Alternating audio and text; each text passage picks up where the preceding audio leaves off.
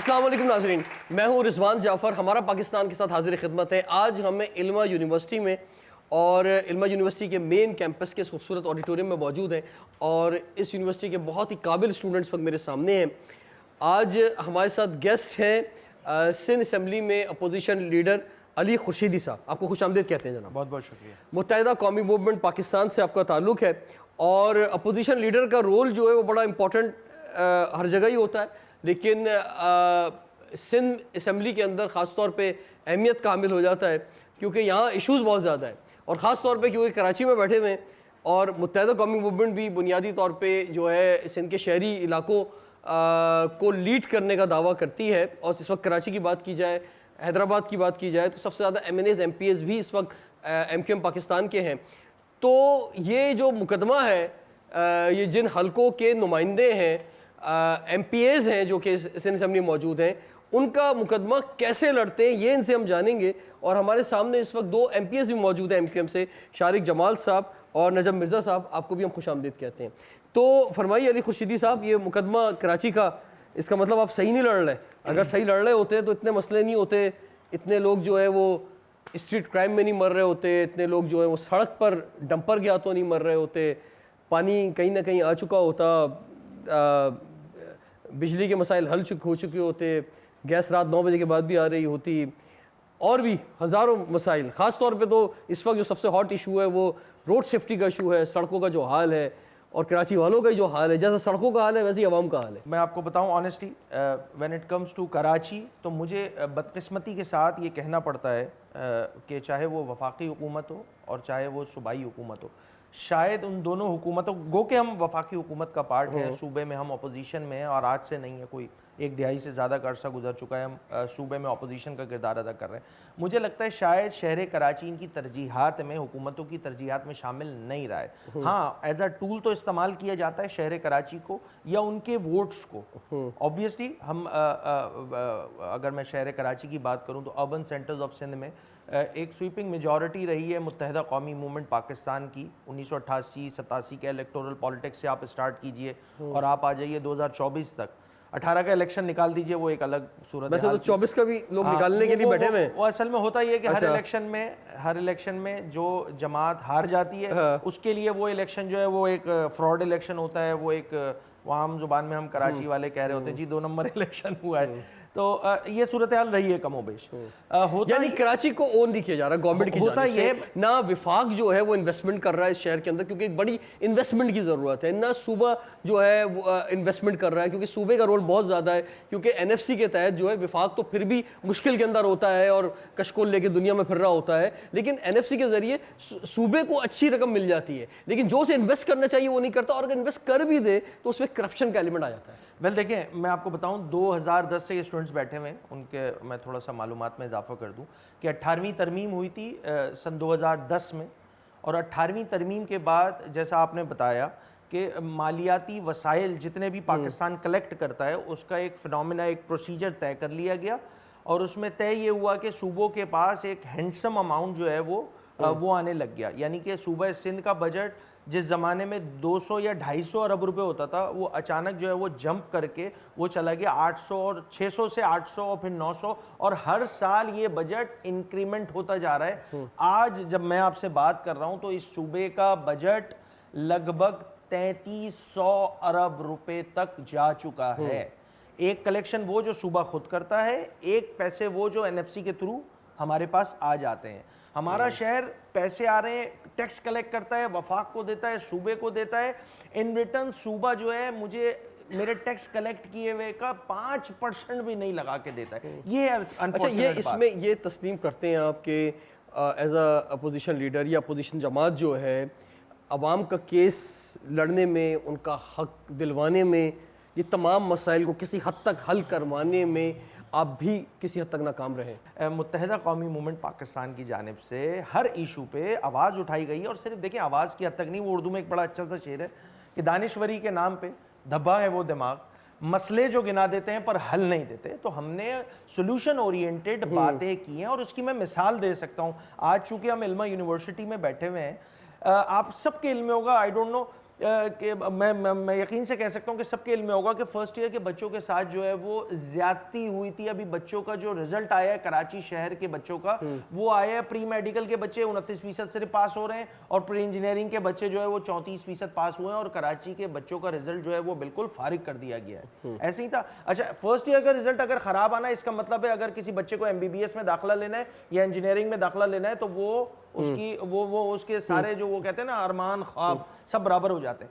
मुत्तहिदा कौमी मूवमेंट पाकिस्तान ने, मैंने खुद बीइंग अपोजिशन लीडर इस इशू को टेकअप किया। गवर्नमेंट को पार्लियामान, चूंकि पार्लियामान सुप्रीम है हुकूमत और अपोजिशन से, हमने पार्लियामान पे मुश्तमिल एक कमेटी बनाई। To cut the story short, इन सारी मेहनत के बाद, इन सारी एक्सरसाइज के बाद जो 3 महीने की थी, उसमें हुआ ये कि फाइंडिंग्स ये आई कि या तो इस रिजल्ट को जो है नल एंड वॉइड कर दो क्योंकि इसमें रेगुलरिटी साबित हो चुकी है। दूसरा सोल्यूशन ये आया जो इमीडिएट था, जो कि डूएबल था। हमने तमाम फर्स्ट ईयर के बच्चों को उनके मार्क्स में 20% कंपनसेशन दिलवाई। तो जो आप बात कह रहे हैं ना किरदार की, कि ऑपोजिशन क्या रोल अदा कर लेती है, लाखों बच्चे लेकिन कहीं के 30% रिजल्ट आ रहे हैं, कहीं के 90% रिजल्ट आ रहे हैं। अब बात ये है कि जहाँ 90% रिजल्ट आ रहे हैं भाई, वहां भी तो चेक करना है कि यहाँ पे ऐसी कौन से जो है वो रिपोर्ट पैदा हो गए हैं कि जो हर पेपर के अंदर कुछ इलाके ऐसे हैं कि जो 90% रिजल्ट आ रहे हैं, और कराची के अंदर जो है पढ़ने वाले बच्चे जो हैं वो 30% रिजल्ट आ रहे हैं। बस मेरी अगली बात जो है इसी के ऊपर थी। अब चूंकि ये कराची स्पेसिफिक मसला था, हमने कराची के मसले के लिए इमीडिएट कोई जो रेमेडी थी वो तो हमने कर दी, बट उस कमेटी को हमने बंद नहीं किया। मैंने वजीर तालीम से खुद बात की, मैंने कहा इस कमेटी का मैंडेट हम पार्लियामान में दोबारा लेके जाएंगे, उसको बढ़ाएंगे कि भाई Larkana board, Mirpurkhas board, Sukkur board, Hyderabad board, उसमें कौन से नए टीचर्स आ गए हैं, कौन से भाई वही सिलेबस है, वही तमाम चीजें हैं, वहां पे 80-90% आ रहा है, तो यकीनन कहीं ना कहीं चालाकियां या वो कहते हैं ना मैनिपुलेशन जो है वो उधर भी हो रही है। तो हमने इसके कैनवास को वाइड करने की कोशिश की है। नेक्स्ट असेंबली के इजलास में हम कोशिश करेंगे जो पार्लियामान पे मुश्तमिल कमेटी है वो उन बोर्ड्स को भी देखे कि जहां पे 90% रिजल्ट आ रहा है, क्योंकि जब आप वो बच्चा जो है वो NET के जाके एप्टीट्यूड टेस्ट में बैठता है जिसकी 90% होती है, तो वो 40 मार्क्स भी नहीं ले पाता। तो इस इशू को टेकअप किया, हाईलाइट किया, बात की। हम कोशिश कर रहे हैं कि बीइंग अ ऑपोजिशन हम जितना हुकूमत को पुश करके मामलात में बेहतरी ला सकते हैं हम लाएं। यानी अलमिया है, बेइंतहा अलमिया है। इससे ज़्यादा बदकिस्मती क्या हो सकती है कि जब हम अपनी स्कूल लेवल पर, अपने कॉलेज लेवल पर जो है ये तालीमी निज़ाम दे रहे हैं। इससे बड़ा अफसोसनाक बात नहीं हो सकती। हम क्या नस्ल तैयार कर रहे हैं, हम एक क्या कल्चर दे रहे हैं। जो लोग कहते हैं पाकिस्तान का मुस्तकबिल क्या होगा आने वाले 10 सालों 20 सालों में, तो मैं उन्हें ये कहता हूँ कि बोर्ड के एग्ज़ाम में चले जाएं और जाके देख लें क्या मुस्तकबिल होगा। तो जिन इलाकों की आप बात कर रहे हैं या कराची की बात कर रहे हैं, कहीं भी बात कर रहे हैं, तो वो वाज़ेह है। इससे यानी कोई किसी को मुस्तकबिल देखना है ना, तो जाके बोर्ड के एग्जाम्स में देख ले, पाकिस्तान का मुस्तकबिल पता चल जाएगा कि पाकिस्तान मुस्तकबिल कैसा होगा। और अगर मुस्तकबिल ठीक करना है तो ये निज़ाम ठीक करना पड़ेगा, यहीं से आगाज़ करना पड़ेगा। टाइम एक ब्रेक का, और ब्रेक के बाद कंटिन्यू करते हैं, देखते हैं प्रोग्राम हमारा पास।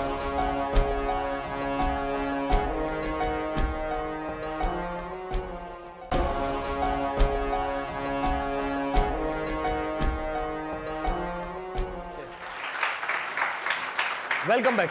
हमारा पाकिस्तान के साथ हाजिर खिदमत है। आज हम हैं इल्मा यूनिवर्सिटी में और अपोजिशन लीडर अली खुर्शीदी साहब हमारे साथ मौजूद हैं, और अब हम यूनिवर्सिटी के स्टूडेंट्स की जानिब बढ़ेंगे और देखेंगे कि इनके क्या सवालात हैं। जी भाई, क्या कहना चाहेंगे? सर, मेरा सवाल ये है कि ये जो रोड वगैरह के ट्रैफिक वगैरह के हादसात हैं आजकल, जो कि टाइमिंग डंपर वगैरह की रात में थी और वो दिन में चल रहे हैं, वो जो स्कूल के स्टूडेंट्स वगैरह हैं कॉलेज यूनिवर्सिटी में आने जाने का उनका ज़्यादा ख़तरा होता है। अच्छा, मुझे ये फरमाएं कि आप लोग बाइक यूज़ करते हैं? आप यहाँ तक आने के लिए हेलमेट पहनते हैं? जी। और आपकी बाइक पे बैक मिरर लगे हुए हैं? बैक मिरर नहीं लगे सर। लाइट सारी जलती हैं? Yes sir. हॉर्न काम करता है? जी जी जी। Yes sir. आप बताओ, आप हेलमेट यूज़ करते हो? Yes sir. पक्का? यस। आगे तो नहीं रख देते टंकी पे खाली? पहन के आते हैं, पहन के आते हैं? लाइसेंस भी है, सब कुछ है। आप अच्छा, वैसे ज़्यादातर लोग तो कराची में बहुत बहादुर है ना, उन्हें ज़रूरत नहीं हेलमेट पहनने की। जी। आप बहादुर नहीं, उसका मतलब? सर बहादुर हैं।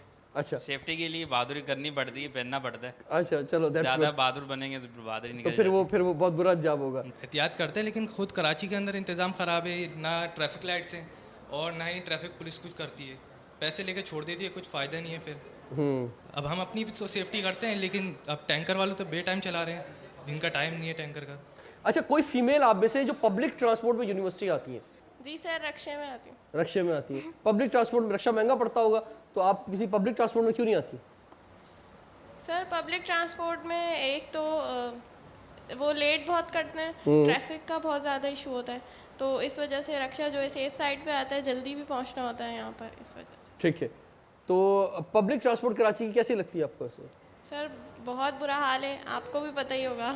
अच्छा, अभी चिंची बंद हो गई है बहुत सारी मेन सड़कों के ऊपर, तो क्या आप समझती है सही है चिंची बंद होना? नहीं सर, सही तो नहीं है, क्योंकि काफ़ी लोगों को उससे आसानी हो जाती है अपनी जगह पे पहुंचने में, जल्दी पहुंच सकते हैं इसलिए। ठीक है, चले, okay, thank you very much. अच्छा जी अली भाई, बड़ा मसला यकीनी तौर पे बहुत बड़ा मसला रोड सेफ्टी है, आज का नहीं है, और आपने हमें भी देखा होगा, हम भी बड़ी आवाज़ उठाते हैं इस मौजू के ऊपर। तो और यूनिवर्सिटी रोड के ऊपर खड़े होकर मैंने ख़ुद उन पेडेस्ट्रल ब्रिज पे बहुत प्रोग्राम्स किए हैं, बहुत आवाज़ उठाई है आवाम के लिए, लेकिन आवाम शायद खुद इतनी कराची की अब आवाज़ उठाना भूल गई है। भाई टैंकर जो है वो कुचल देते हैं लोगों को, मार दे रहे हैं। आज जब मैं आपसे बैठ के बात कर रहा हूँ तो कोई 200 से ज़ायद अमवात हो चुकी हैं, जिसमें से 3 पूरी फैमिलीज़ जो हैं वो डंपर्स के और वाटर टैंकर्स के नीचे आके सिर्फ जो है वो- 2025 में। जी एग्जैक्टली, मैं सिर्फ अभी इन 3-4 महीनों का बता रहा हूँ कि जिसमें 200 से ज़ायद, 200 से आप जस्ट इमेजिन थोड़ी देर के लिए कि उन 200 फैमिलीज के घर पे थोड़ी देर के लिए कंसीडर करें ना, मेरा कोई अपना चला गया है, और उसके बाद इस सिचुएशन को आप रियलाइज करें, तब आपको समझ में आएगा और वो दर्द और कर्ब समझ में आएगा कि कितना क्या बड़ा लॉस है कि कितना बड़ा loss यंग है। लोगों की अमवात हो रही हैं, यंग लोगों। और एक और बात मैं इसमें ऐड कर दूं कि वो जो डंपर्स और टैंकर्स वाले ना, वो जबान नहीं देख रहे हैं, वो ये नहीं देख रहे हैं कि आपका किस जबान से ताल्लुक है, आपका किस सियासी जमात से ताल्लुक है, नहीं जनाब, वो लियारी के नौजवान को भी कुचल रहे हैं, वो नॉर्थ नाज़िमाबाद के और फेडरल बी एरिया की पूरी फैमिली को कुचल रहे हैं, वो गुलशन इकबाल में कुचल रहे हैं, वो मलीर में कुचल रहे हैं, विदाउट एनी अच्छा, क्या डिस्क्रिमिनेशन। इसका हल आपने क्या तजवीज़ किया है? देखिए, हमें इस चीज को समझना होगा कि हमारे यहाँ एक जमाने में 90s में ये होता था कि जितनी भी कंस्ट्रक्शन की एक्टिविटी हो रही होती थी वो डे टाइम में नहीं होती थी। अगर रोड कहीं कारपेट हो रहा है, रोड बन रहा है, तो वो रोड कारपेटिंग का जो काम है वो दिन के औकात में नहीं होता था। इस दफ़ा एक नया फैशन शुरू हो गया है कि लोग रोड बंद करके, चाहे वो नाज़मीन हो या कोई और हो, क्योंकि उनको पॉलिटिकल गेन लेना होता है कि देखें जी ये फलां मेयर या फलां जो मिनिस्टर है या फलां जो कोई और है, वो बैठ के लोगों को फैसिलिटेट करने के लिए रोड बनवा रहे हैं, तो वो डे टाइम में वो ट्रैफिक चलना शुरू हो गया। पहली चीज़, ये सबसे गलत काम हुआ है, इसको बंद होना चाहिए। लफाजी की हद तक, नोटिफिकेशन की हद तक तो ठीक है, कमिश्नर कराची ने भी लिख दिया कि जी डे टाइम में हैवी ट्रैफिक नहीं आएंगे। नेसेसरी जो हमारी ज़रूरियात हैं, वो जिसके लिए हमें ज़रूरत पड़ती है वो चलेंगे। मसलन टैंकर, क्यों? क्योंकि इस हुकूमत ने जिस सूबे में जिसकी हुक्मरानी है 17 सालों से, इन 17 साल की हुक्मरानी में इन्होंने एक कतरा पानी, आई रिपीट, एक कतरा पानी इस कराची के पीने के पानी के सिस्टम में ऐड नहीं किया है। तो चूंकि पानी ऐड नहीं किया है तो लोगों को पानी तो पीना है, बेसिक नेसेसिटी है, तो वो क्या करेंगे? वो टैंकर खरीदेंगे। मैं जिस इलाके से ताल्लुक़ रखता हूँ, औरंगी टाउन, उस औरंगी टाउन में आज भी कुछ एरियाज ऐसे हैं कि जिनमें सिर्फ साल में 4 बार पानी आता है, वो भी सिर्फ आधे घंटे के लिए। तो वो एरियाज जहां पे साल में 4 बार पानी आ रहा है, वो भी आधे घंटे के लिए आ रहा है, तो उनको बाय डिफॉल्ट ऑल्टरनेट पे जाना होगा, क्योंकि जिंदा तो रहना है, तो वो टैंकर्स यूज कर रहे होते हैं। हुकूमत अपने अमाल ठीक करे, लोगों को पानी नलकों से पहुंचाए, टैंकर्स माफिया से जान छुड़ाए। यहाँ पे तो हर चीज अब माफिया का रूप इख्तियार करती जा रही है। मैं एक इंटरनेशनल मीडिया की रिपोर्ट पढ़ रहा था कि ये $500 बिलियन की इकोनॉमी है, ये सिर्फ टैंकर माफिया। आप सोचें, $500 बिलियन, इट्स नॉट कोई छोटा अमाउंट नहीं होता। इस चीज को रेगुलराइज कर लेंगे, आज तक तो नहीं कर सके, और मुझसे अगर मेरी राय पूछी जाएगी तो ये हुकूमत से मुझे कोई उम्मीद भी नहीं है कि वो इन चीजों पे जो है वो अपने कान धरेगी। उनके कानों पे जूं नहीं रेंग रही है, क्योंकि अगर रेंग रही होती है, हमारी जानिब से 4 बार असेंबली का इजलास नहीं चलाने दिए मुत्तहिदा कौम पाकिस्तान ने, तो ले दे के नजला गिला डीआईजी ट्रैफिक पे, डीआईजी ट्रैफिक को हटा दिया गया, एक नया डीआईजी आ गया। उन्होंने चीज़ों को ठीक करने के बजाय ये जो स्कूटर वाले बेचारे, जो हम जैसी क्लास वाले लोग होते हैं, उनको पकड़ धकड़ शुरू कर दी, उनके ऊपर चेक एंड बैलेंस शुरू कर दिया। भाई चिंची बंद कीजिए, कर दीजिए। मुझे मैं ज़ाती राय अपनी बताऊं तो आप अगर पब्लिक ट्रांसपोर्ट दे देंगे, किसी को क्या ज़रूरत है वो चिंची में आएगा, इतने हाईली रिस्की जो है वो सफ़र करके आएगा।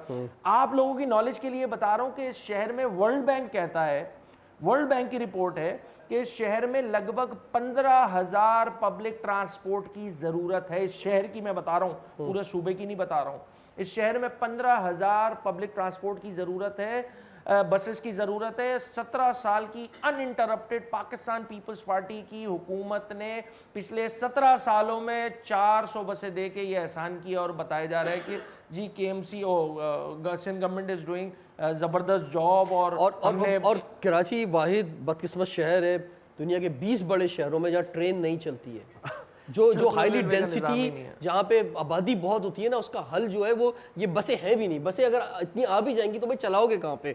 फिर वही मसला है। असल जो मसला है वो है कि लोकल ट्रेन और बुलेट ट्रेन यहाँ चले। और कराची के शहरियों में इतनी जान है कि अगर वो चले, हम नहीं बना सकते थे, वो चाइना बनाता, वो जापान बनाता, साउथ कोरिया बनाता, 8-10 साल में उसकी कॉस्ट भी निकाल के दे देते यहाँ के शहरी जो है, और उसके बाद फिर वो प्रॉफिट के अंदर जो है वो चलती रहती। तो ये हल था। लेकिन शहर को कोई ओन करे, कोई सिक्योरिटीज दे, कोई इतना सोचे इस शहर के बारे में, तो ये मसले का हल हो। इसी तरह से जो हम देखते हैं जो ट्रॉलर जा रहे हैं वो अफगानिस्तान तक जा रहे हैं, वो शहर में क्यों आ रहे हैं भाई? रात में भी क्यों आ रहे हैं? चलें 10 बजे के बाद अगर आ रहे हैं, वो भी बाहर से बाहर जाने चाहिए। और दूसरी बात ये कि ट्रॉलर जाए क्यों? एक वक्त था कि ये सारा लॉजिस्टिक का निज़ाम जो ट्रेन के जरिए होता था, उस ट्रेन को तबाह बर्बाद कर दिया गया। अगर आज भी उस ट्रेन को जो है वो लॉजिस्टिक के जरिए के लिए इस्तेमाल हो तो ये एक बहुत बड़ा हल है। तो हल बहुत सारे हैं, बहुत से हैं, लेकिन बात यह है कि कोई करने वाला तो हो। और बात यह है कि ये एक बड़ी इन्वेस्टमेंट का तकाजा करते हैं, और ये इन्वेस्टमेंट कोई ज़ाया होने वाली नहीं है। बल्कि मैंने तो यहाँ तक कहा है अपने प्रोग्रामों के अंदर कि अगर गवर्नमेंट को मसला है कि उसके पास इन्वेस्टमेंट नहीं है, तो हम तैयार हैं कि कराची के शहरी खुद ये सारी चीज़ें अपने बलबूते पे करने के लिए तैयार हैं। ये सारी ट्रेन भी कराची के शहरी खुद चला सकते हैं, और ये सारा निज़ाम भी खुद कायम कर सकते हैं। अगर यहाँ के स्कूल चला सकते हैं, यहाँ के हॉस्पिटल चला सकते हैं, तो रोड सेफ्टी का मसला भी खुद हल कर सकते हैं। आप एक दफ़ा जो है आगाज़ तो करें, एक दफ़ा इसको एक्सेप्ट तो करें। भाई क्या समझते हैं आप लोग, सारे लोग? आप लोग तैयार हैं कि जनाब अपने मसले हम खुद हल कर सकते हैं अगर हुकूमत नहीं करेगी तो? और आप जब खड़े होंगे करने के लिए तो शायद थोड़ी सी शर्म आ जाए, शायद जो है सूबे को ना आए तो चलो विफाक को आ जाए, और वो बोले कि नहीं भाई मसले का हल निकालना है।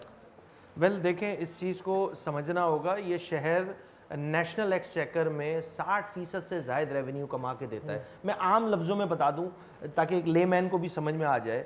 आप यहाँ जो सुन रहे हैं और जितने भी नाजरीन ये बात सुन रहे हैं कि अगर 100 रुपये ये पाकिस्तान कमाता है तो 100 रुपये में 60 रुपये का कंट्रीब्यूशन मेरे और आपके शहर का होता है।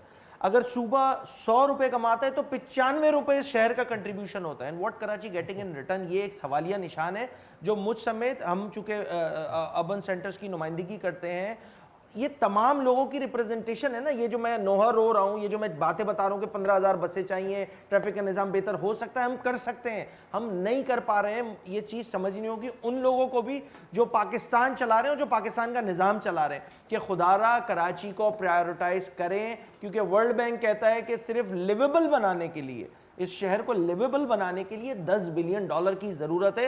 ये $10 बिलियन कहाँ से आएंगे, एक चीज़ ये समझने की ज़रूरत है। तो हमें कतरा कतरा करके चीज़ों को मैनेज करना होगा, अपनी अप्रोच में, अपनी पॉलिसी में इंक्लूसिविटी लानी होगी। अदरवाइज ये शहर दिन ब दिन ख़राब होता जा रहा है, और ये जो थ्रेशोल्ड है ना लोगों का, ये क्रॉस हो जाएगा। लोग अब बात करना बंद कर चुके हैं, उम्मीदें लगाना बंद कर चुके हैं। इस निज़ाम पे से एतबार उठता जा रहा है लोगों का कि आप MPA हो, आप MNA हो, ऐवानों में बैठते हो, बात नहीं करते, या बात करते हो तो अमल दरामद नहीं होता। इस चीज़ को समझना होगा कि इनकी बैड गवर्नेंस की वजह से कराची के लोगों का इस जमहूरी निज़ाम से एतबार उठता जा रहा है। ये मेरे लिए सबसे ज़्यादा अलार्मिंग बात है। ये सबसे ज़्यादा अलार्मिंग बात दुरुस्त है, ये तो बात दुरुस्त है कि उनकी बैड गवर्नेंस की वजह से उठता क्या जा रहा है, उठ चुका है। और ये बहुत अलमी की बात है और बहुत अफसोसनाक बात है। और ये कोई आज एक दिन के अंदर नहीं हुआ है, ये इसमें आहिस्ता आहिस्ता ये पिछले 30 साल की कहानी है, और इस जगह पे पहुँचे हैं कि ये ख़ुद रियासत के कंट्रीब्यूटर भी नहीं है। कितने लोग CSS का एग्ज़ाम देते हैं, कितने लोग फ़ौज में जाते हैं कराची में, कितने लोग पुलिस में जाते हैं, कितने लोग जो है सरकारी महकमों के अंदर जाते हैं। तो ये 30-40 सालों के अंदर आके आज बिल्कुल ज़ीरो हो गए। खैर, टाइम एक ब्रेक का हो रहा है। ब्रेक के बाद बहुत सारे सवाल हैं स्टूडेंट्स के, कंटिन्यू करते हैं, देखते हैं प्रोग्राम हमारा पाकिस्तान।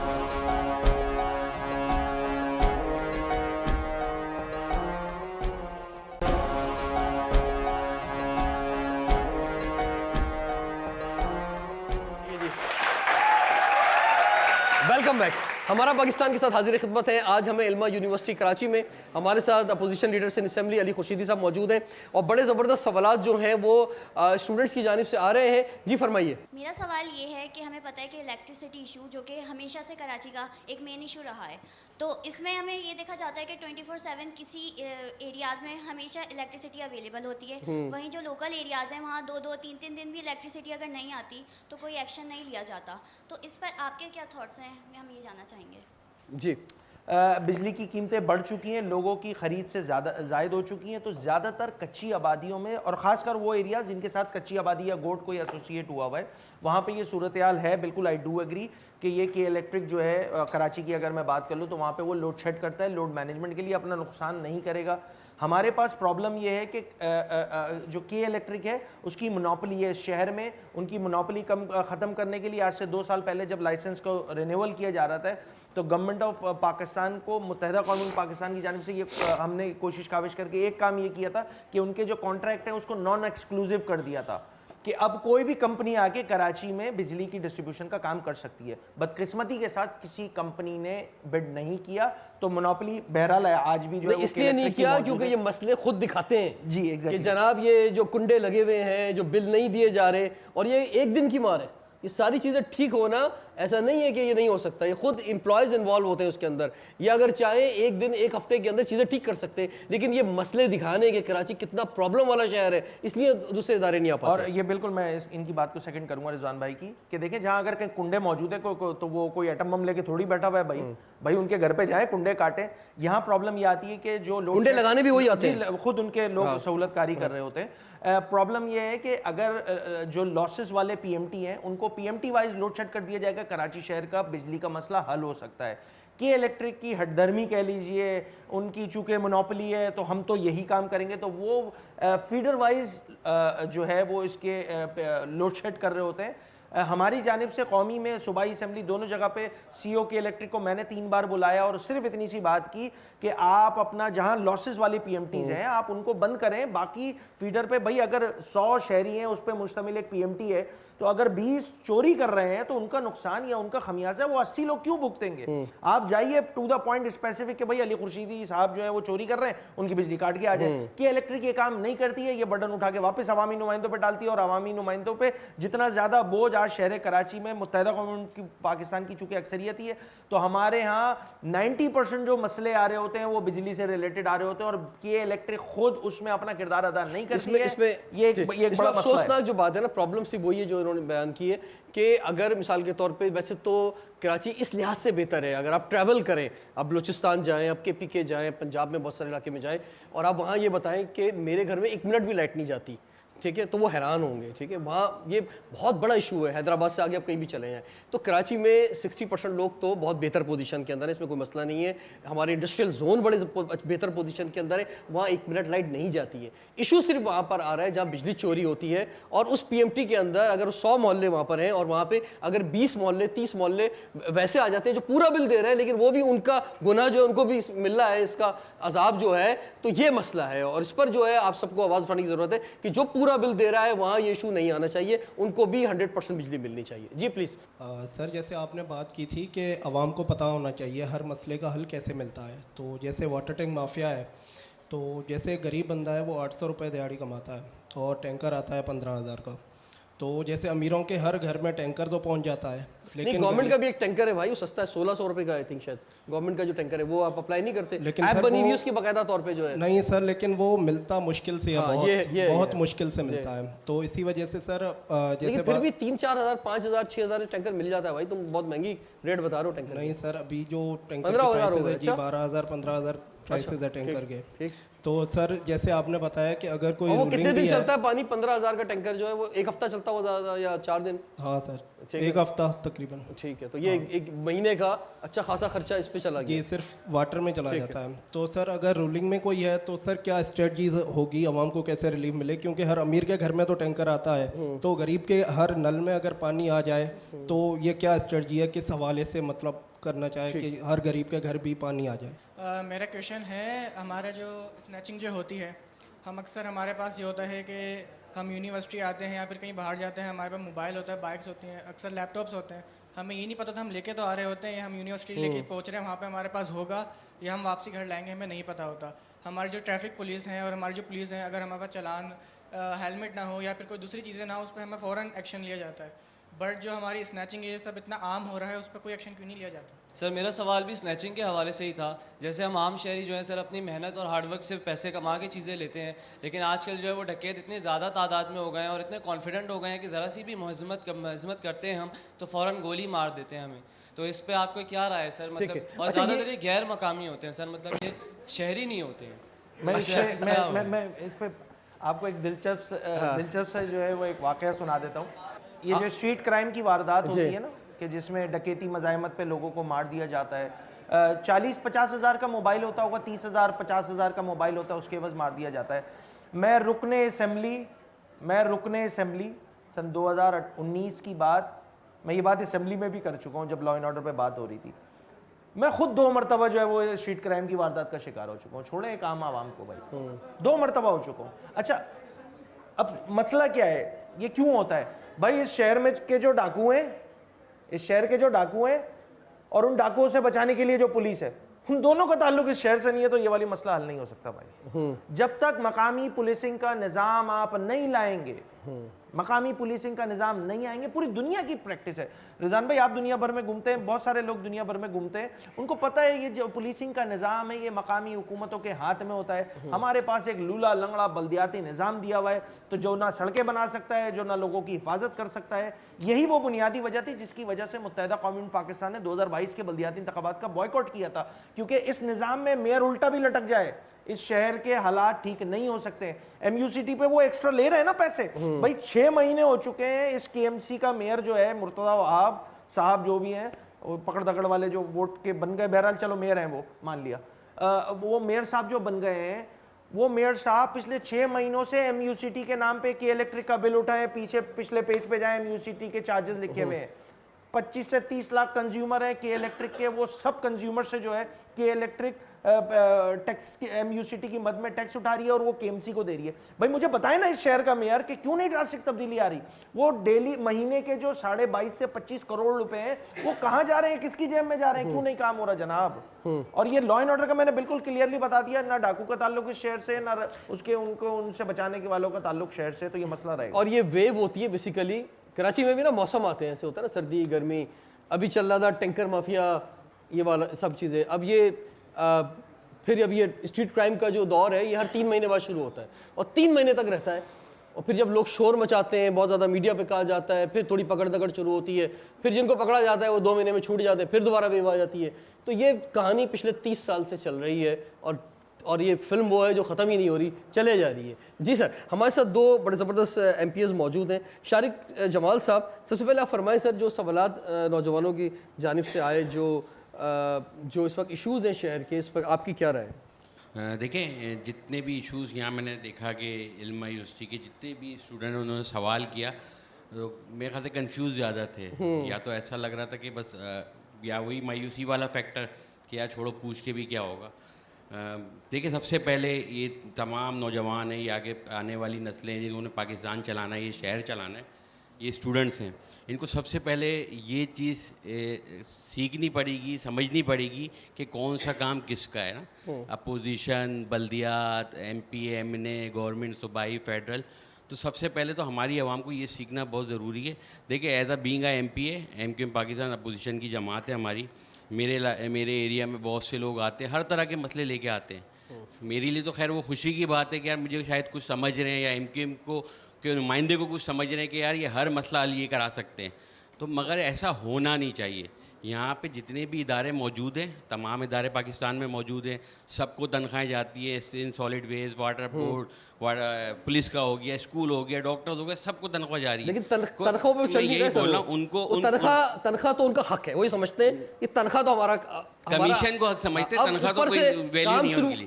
कमीशन को हक समझते, तनख्वाह की वैल्यू नहीं उनके आगे ना। तनख्वाह तो शायद अकाउंटों में पड़ी रहती होगी। तो कहने का मकसद ये कि इन सबको सही करने के लिए, इदारे बनाने के लिए आपको कोई वर्ल्ड बैंक से फंड नहीं चाहिए, IMF से फंड नहीं चाहिए।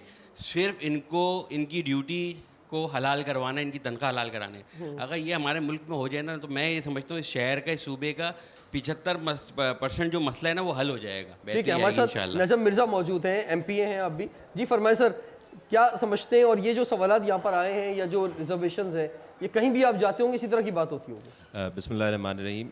तमाम सवालात का जवाब तो अली भाई ने बड़ा ब्रीफली दे दिया, लेकिन बस मैं छोटी सी उसमें चीज़ों में ऐड कर दूंगा कि सबसे ज़्यादा बात की हैवी ट्रैफिक से जो हादसात होते हैं। आपने बताया कि अफ़गानिस्तान का कंटेनर जो है वो Korangi industrial area sunset boulevard पे घूम रहा होता है, तो उसका हल MQM ने, पाकिस्तान ने सॉल्यूशंस पेश किए हैं। उसका सॉल्यूशन ये है कि भाई आप नॉर्दर्न बाईपास ड्यूल कैरेज करें, और जो M9 सुपर हाईवे जो हम मोटरवे बोलते हैं सो कॉल्ड, हालांकि वो एक्सप्रेस वे है, उसको आप कराची पोर्ट से शुरू करें। ये बिला ज़रूरत जो है वो हैवी ट्रैफिक आएगा नहीं, तो उससे हादसात में बिल्कुल कमी आएगी। दूसरा मसला ये ट्रेन से भी शुरू करें। जी, ट्रेन सर्विस भी, लॉजिस्टिक कंटेनर सर्विस होनी उसी से चाहिए। फिर दूसरा मसला यहाँ पे पानी का बताया गया, तो उसका हल K4 है, पानी सिस्टम में आएगा, क्योंकि पानी का कोटा कराची का 1998 का चल रहा है 650 MGD, और कराची की आबादी उस वक्त 1,35,00,000 थी, अब वो 3 करोड़, और ऑफिशियल आप कर लें तो 2 करोड़ से ज़्यादा हो गई है। तो वो कोटा बढ़ाना पड़ेगा, पानी सिस्टम में आएगा, सबको पानी उसमें मिलेगा। तीसरा स्ट्रीट क्राइम पे बात हुई, वही लोकल पुलिसिंग का मसला है कि भाई जब SHO यहीं का होगा, पुलिस वाला यहीं का होगा, तो वो किसी तरीके से भी नहीं चाहेगा कि उसके इलाके में क्राइम हो, क्योंकि उसकी फैमिली वहाँ पे रहती होगी, ना मंशियात बिकेगी, ना कोई दूसरा गैर कानूनी काम होगा। ये छोटे मोटे मसले हैं, इंशाअल्लाह ताला। पुलिस में एक बहुत बड़े रिफॉर्म की ज़रूरत है। अगर मोटरवे पुलिस ठीक हो सकती है तो हमारी थानों की जो पुलिस है वो भी ठीक हो सकती है। बिल्कुल सही हो सकती है। जो ये जो थाना कल्चर है ना, इसमें एक बहुत बड़े इनकलाब की ज़रूरत है, फिर जाके मामला ठीक होंगे। और उसमें इतनी अट्रैक्शन देने की भी ज़रूरत है, इतनी इज़्ज़तदार पोस्ट बनाने की ज़रूरत है कि कराची के शहरी अप्लाई भी करें फिर, और उधर जाएँ भी। अभी तो उनको पता है कि अप्लाई करेंगे तो क्या होगा, वहाँ जाके क्या करना होगा, सबको मालूम है, इसलिए जाते नहीं है। लेकिन मेरा मशवरा ये है कि इनको अप्लाई, हमारे लोगों को, कराची वालों को अप्लाई करना चाहिए, नाउम्मीद नहीं होना चाहिए। अभी भी बहुत जगह इसमें स्पेस है, और कराची वालों को आगे आके इनमें हिस्सा लेना चाहिए। मुल्क जो है वो सिस्टम हमारा जमहूरियत है, और मुल्क सियासतदानों ने चलाना है, और अगर इस शहर की तकदीर बदलनी है तो इस शहर के नौजवानों को आगे आना पड़ेगा। इसके अलावा और कोई रास्ता नहीं है। चाहे आप जो है वो पॉलिटिक्स के ज़रिए आगे आए, चाहे आप सोशल वर्क के ज़रिए आगे आए, चाहे आप अच्छी तालीम हासिल करके अच्छा फ्यूचर बना के आगे आए, और कोई भी इशू हो उस पर आवाज़ उठाएं। अगर आप सड़क पे नहीं निकल सकते तो सोशल मीडिया का प्लेटफॉर्म मौजूद है, मीडिया का प्लेटफॉर्म मौजूद है, आप इस पर भरपूर आवाज़ उठाएं। तो हम शुक्रिया अदा करते हैं, थैंक यू वेरी मच, आपने हमें ज्वाइन किया। रिजवान जाफर को इजाज़त दीजिए, देखते रहिए प्रोग्राम हमारा पाकिस्तान।